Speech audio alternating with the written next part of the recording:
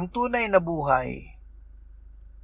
Ang tunay na buhay ay nagmumula sa pagkilala sa iisang tunay na Diyos at kay Hesukristo na nagbubunga ng isang buhay na may malinis na budhi at tapat na pagsunod sa kanyang mga utos. Bagaman may mga pagsubok at paghihirap, hindi tayo nag-iisa dahil ang Espiritu ng katotohanan ay nananahan sa atin na siyang nagpapatatag sa ating pakikipag-isa kay Kristo at naghahanda sa atin para sa kanyang pagbabalik.